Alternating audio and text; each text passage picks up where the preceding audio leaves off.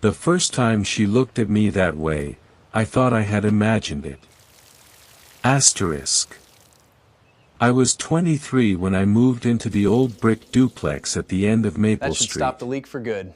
The place needed constant Thank you so much. I repairs, really but the appreciate rent it. was cheap, You are very welcome. and It was after an easy college, fix. cheap mattered more than comfort. I haven't spoken about this in She years, lived next door.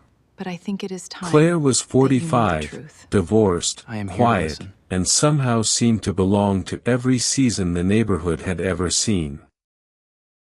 She watered the flowers every morning before work, waved politely to everyone, and always carried herself like someone who had learned to survive disappointment without letting it show.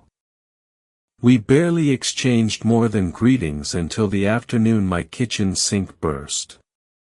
Water flooded the floor. I stood there completely lost before a knock came at my back door. "I have a wrench," she said, lifting a small toolbox with an embarrassed smile. "If you don't mind accepting help." I should probably be the one fixing it. She laughed softly. Probably. The repair took less than 30 minutes, but somehow we spent 2 hours in that tiny kitchen. My coffee grew cold while she talked about old houses, stubborn pipes, and how silence could make a place feel haunted. I mostly listened. Whenever I tried asking about her, she'd answer halfway before steering the conversation somewhere safer. Days turned into weeks. She started leaving tomatoes from her garden on my porch. I shoveled her driveway after an early snowfall. Nothing about it felt improper. Nothing, except the way we'd sometimes stop talking and simply look at each other a second too long before pretending to notice something else. Then one rainy evening, as I handed back the umbrella she'd forgotten on my porch, our fingers brushed. She didn't pull away. Instead, her voice barely rose above the sound of the rain. "I've been hiding this for years." And for the first time, she looked terrified to finish the sentence. The rain kept falling between us, but neither of us moved. "I've been hiding this for years," Claire repeated, her fingers still lightly touching mine before she slowly let go. She looked away toward the dark street, as if the answer were written somewhere beyond the streetlights. "I should go," she murmured. Instead, she unlocked her front door. "Would you stay for a little while?" I nodded before my brain had a chance to argue with my heart. Her living room was warm, filled with old books, family photographs turned face down on a shelf, and the quiet hum of a grandfather clock. She made tea without asking what I wanted, apologizing when she realized she'd forgotten the sugar. "I'm not usually this distracted." "You don't have to explain." She smiled, but it disappeared almost immediately. "My divorce became official 3 years ago," she said after a long silence. "Everyone thinks I moved on. I let them believe that because it was easier." She wrapped both hands around her mug even though the tea had already cooled. "I spent so long pretending everything was fine. I forgot what being honest felt like." I watched the tiny crease form between her eyebrows whenever she searched for the right words. She apologized too often. She laughed whenever conversations became too personal. Even now, she kept smoothing the sleeve of her sweater as though nervous hands could straighten years of loneliness. I knew I shouldn't notice those things. She was 45. I was 23. She was my neighbor, someone who trusted me, someone who deserved peace, not confusion brought by a younger man who couldn't stop wondering what her smile would look like if it were meant only for him. "I should head home," I finally whispered. She stepped closer before I could reach the door. Her fingers rested gently on my arm. "Please." Her voice cracked.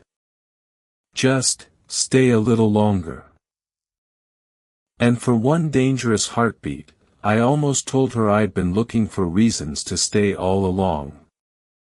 I should have left. Instead, I found myself sitting across from Claire while the rain tapped gently against the windows. The silence between us wasn't awkward anymore. It had become something neither of us seemed willing to disturb. She smiled faintly as she traced the rim of her teacup. "You know," she said, "I used to think I'd get comfortable living alone." "And did you?" She let out a quiet laugh. "I got used to it." "That's different." The room fell still again. She reached for an old photo album on the coffee table. Most of the pictures were of gardens, road trips, and her parents' years before they passed away. There was almost nothing from her marriage. "I packed the rest away," she whispered. "Some memories deserve boxes." When she handed me the album, our fingers brushed again. This time neither of us pretended it hadn't happened. She looked at my hand for a second too long before lifting her eyes to mine. There was a question there, unspoken, uncertain, almost frightened. A sharp knock at the front door shattered the moment. Claire straightened immediately. I wasn't expecting anyone. She opened the door just enough to reveal a middle-aged woman carrying a casserole dish. "I saw your lights on," the neighbor said with a grin. "Oh. I didn't realize you had company." Claire hesitated. "This is Ethan. He helped me with something around the house." The woman gave us both a curious smile before excusing herself a minute later. When the door closed, the warmth in the room had changed. "I guess people notice everything," Claire said quietly. I forced a small smile. Maybe I should give them less to notice. I stood and reached for my jacket, determined to create the distance that common sense demanded. Before I could slip my arm into the sleeve, Claire gently caught my wrist. Her voice was barely audible. "Is leaving really what you want, or is it just what you think you should do?" For the first time since we'd met, I couldn't answer. Her hand remained around my wrist for only a second. Then she let go, almost as if she'd surprised herself. "I'm sorry," she whispered. "You don't have to apologize." "But I do." She stepped back, folding her arms tightly across her chest. "I've spent years trying to do the right thing. To be careful. To never give anyone a reason to judge me. And now." She laughed softly, shaking her head. "Now I'm asking my 23-year-old neighbor not to leave." I looked at her, unsure whether taking another step toward her would be the biggest mistake of my life, or the most honest thing I'd ever done. "Claire." "No." She looked down at the floor. "Let me finish before I lose my nerve." The grandfather clock ticked loudly through the silence. "When you moved in, I told myself you were just a kind neighbor. Then you fixed things around the house, drank terrible coffee with me, listened when I couldn't stop talking." She smiled through watery eyes. Somewhere along the way, I started waiting for the sound of your footsteps outside. I swallowed hard. I noticed, too. Her eyes lifted.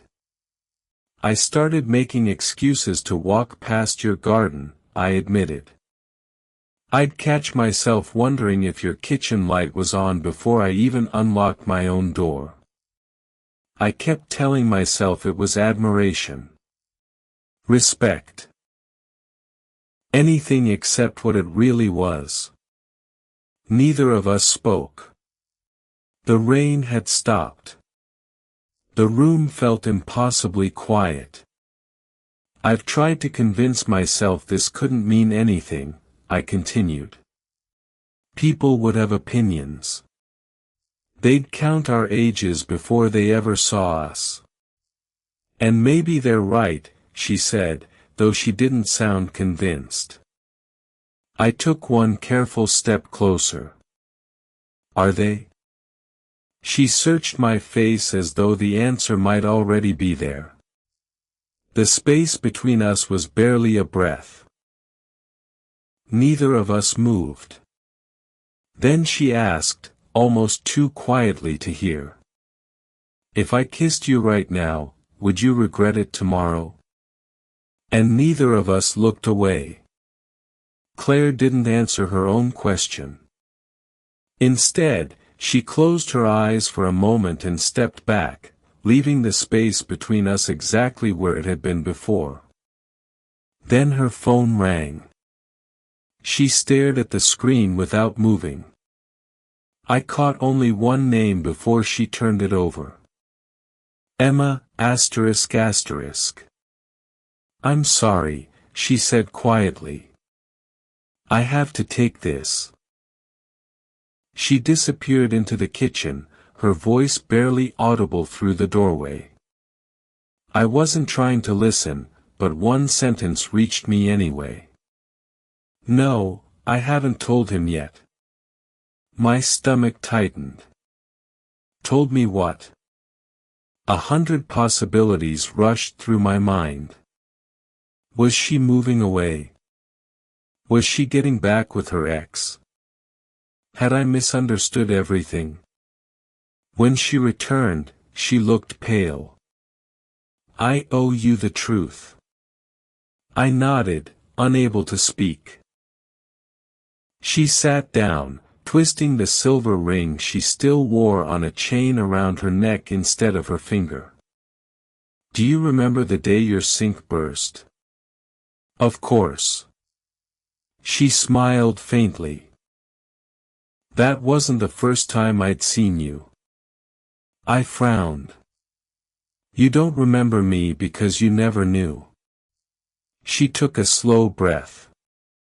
3 years ago, after my divorce, I was sitting alone at the train station. I thought my whole life had collapsed. I wasn't crying loudly, just enough that people noticed and kept walking. Her eyes found mine. You didn't. A memory surfaced. A rainy platform. A woman sitting on a bench, staring at a paper coffee cup. I had bought an extra sandwich from the station cafe and left it beside her with a simple, asterisk, take care of yourself. Asterisk I hadn't waited for thanks. I had caught my train and never looked back. I remember, I whispered. I never forgot. Tears gathered in her eyes. When you moved in next door months later, I recognized you immediately. I wanted to tell you every single day. She shook her head with a fragile smile. But I was terrified you'd think I'd been holding on to someone who'd forgotten I ever existed. For the first time that night, I understood. She hadn't been hiding a secret because she was ashamed of loving me. She'd been hiding the fact that our story had started long before either of us realized it. For a long moment, neither of us spoke. The memory settled between us like the rain that had finally stopped outside. "I really didn't know it was you," I said quietly. "I know. I wasn't trying to change your life. You already did." Claire smiled, but it was the kind of smile that carried years of loneliness before it reached her eyes. "I kept asking myself whether I should tell you," she admitted. "Then I started wondering if I only felt close to you because of that day at the station. And what do you think now?" She looked at me for a long time. "I think that day made me notice you." Her voice softened. "The weeks after that, they made me know you." I felt something inside me finally become simple. This had never been about one kind gesture. It was about every cup of cold coffee we'd forgotten to drink. Every conversation that lasted longer than either of us planned. Every quiet evening spent pretending we weren't looking forward to seeing each other again. I stepped closer, close enough that I could see the tiny lines at the corners of her eyes when she smiled. I kept trying to find reasons to stay away, I admitted. I told myself the age difference mattered more than the way you make an ordinary day feel like somewhere I want to be. She let out a shaky breath. "And did it work?" I laughed softly. "Not even once." A tear escaped before she could wipe it away. "I don't want to spend another year wondering what would have happened if I'd been brave."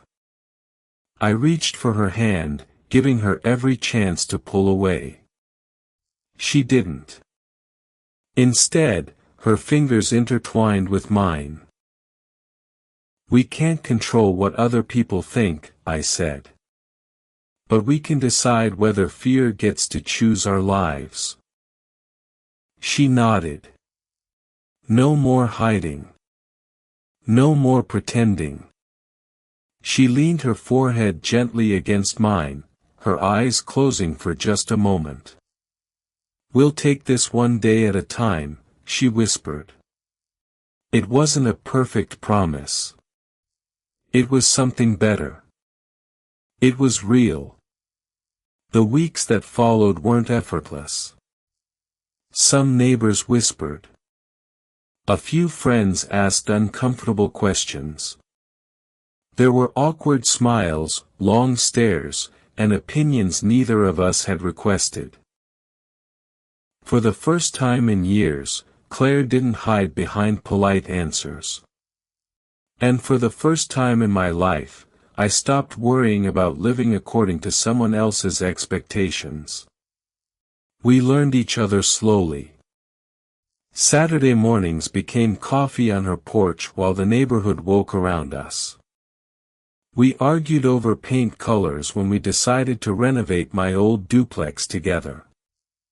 She laughed whenever I insisted I could fix everything myself, and I learned that asking for help wasn't weakness.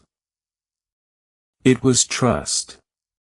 One evening, months later, we returned to the same train station where our story had unknowingly begun. The bench was still there. "So," I said with a smile, "this is where I accidentally met the woman I'd fall in love with." She laughed, shaking her head. "Not accidentally." "What do you mean?" "I think life gave us two chances because we weren't ready the first time." I slipped my hand into hers. "I'm glad we didn't waste the second."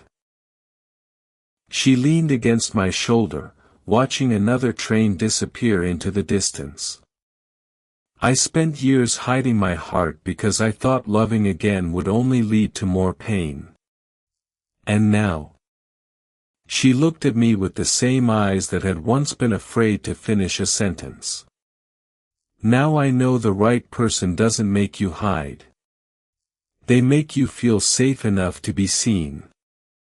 A few months later, we packed the last of my belongings into her house. Not because either of us needed rescuing. Because we had finally chosen the same home. Looking back, I learned something simple: love isn't measured by age, timing, or the opinions of strangers. It's measured by kindness, honesty, patience, and the courage to stop pretending when your heart already knows the truth. Did you enjoy the story? What kind of stories would you like to hear next? ****